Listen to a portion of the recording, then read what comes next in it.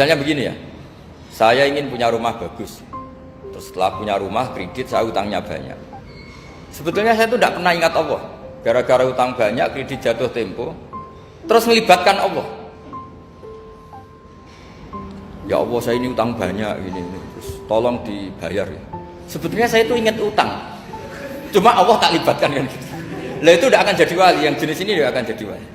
Saya ingin jadi dosen, melibatkan siapa ya nanya? Melibatkan Allah, terus malam-malam bangun melibatkan Allah.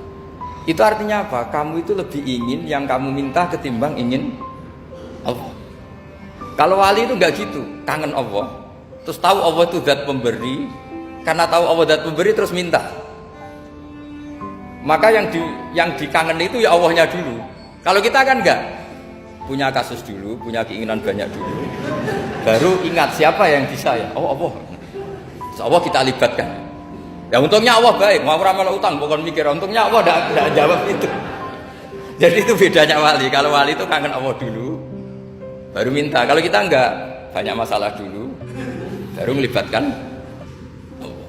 Nah yang jenis ini tuh bahaya, kalau enggak disembadani mesti ngomel ya. Gusti katanya kalau yang minta kamu kabulkan, ternyata ini enggak.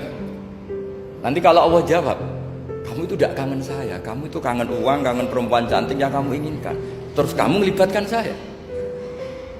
Urusannya apa saya dengan itu? Pak, makanya tidak usah nuntut karena awalnya sudah salah. Ya saya kira itu ya. Jadi ada ayat apa? Ud'u rabbakum tadarru'aw wa khufyah. Terusannya apa? Innahu la yuhibbul mu'tadin. Itu di semua tafsir dikatakan Allah enggak suka orang yang berlebihan dalam doa. Berlebihan tadi, misalnya minta sesuatu yang terlalu besar, atau permintaan kemarin saja lanu addi syukroh, kita tidak bisa memenuhi mensyukuri, sudah minta lagi. Misalnya seorang jomblo, targetnya kan asal payu nikah, tapi setelah nikah bayangkan istrinya solihah, tidak cerewet, itu kan berlebihan.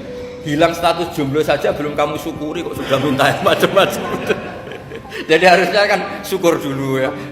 Sekedar laku nikah ini kan ada syukur yang harus, seperti jadi dosen juga gitu. Sekedar jadi dosen harus kita syukuri dulu karena menjadi kita tidak nganggur. Itu kan satu harkat sosial yang luar biasa. Jangan tahu-tahu sudah hari kedua cari intensif, cari ini itu, syukurnya aja belum sudah kemana-mana. Itu sudah mu'tadin, sudah melebihi apa? Batas. Saya itu tidak sombong, saya itu mulai nikah sampai sekarang itu hampir gak pernah tukaran sama istri. Sama istri saya itu sering bilang gini, Gus kali-kali kalau saya ngamuk itu diwales, dilawan. Supaya saya punya musuh katanya. Betul ya? Ya saya bilang gini, Allah itu maha baik sama saya. Ketika harmonis ganjaran saya ya lewat harmonis itu, sehingga saya ngasih uang menyenangkan Anda. Ketika Anda marah ganjaran saya lewat sabar.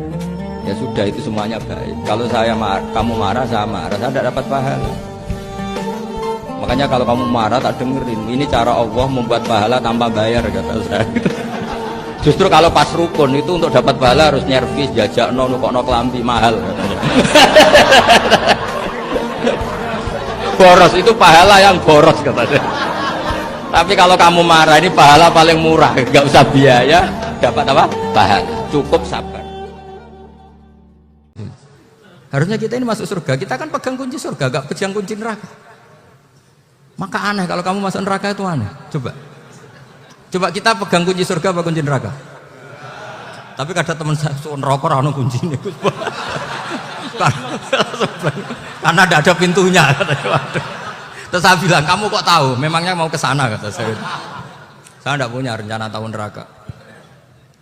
Karena nanti di antara syafaatnya Quran itu orang kalau mau masuk neraka tidak jadi. Ya nggak apa-apa ya diatur sendiri.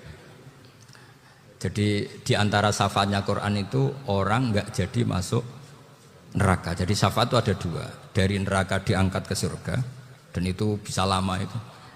Tapi kalau syafaatnya Quran itu yang belum masuk neraka supaya nggak jadi masuk neraka.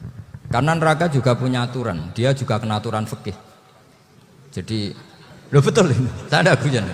Jadi kena konstitusi apa? Fikih. Sama tak ceritani syafaatnya Quran itu ada orang itu beling itu fasik. Itu dia hafal surat Tabarok. Hafal betul. Tabarakalladzi biyadihil mulku wa huwa ala kulli syai'in qadir alladzi khalaqal mauta wal hayata.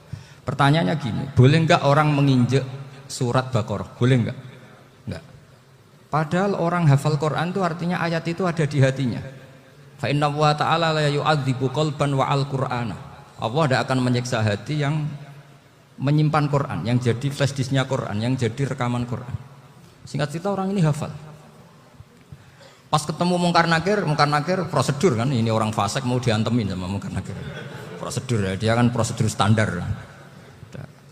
Si surat Tabarok akhirnya menjelma jadi seseorang yang gagah berani. Kamu nggak boleh nyiksa orang ini. Saya ini kalamullah. Kalau kamu nyiksa dia berarti nyiksa saya. Kamu berani sama kalamullah. Wah ya tidak berani jadi Mungkar Nakir. Tapi orang itu nakal, harus saya gebukin. Tapi kata Quran tadi, tapi saya di situ pasti kena saya. Oh debat, nggak ada lajnahnya ini nggak ikut. Kalau Gus Wirjon ikut jadi lajnah.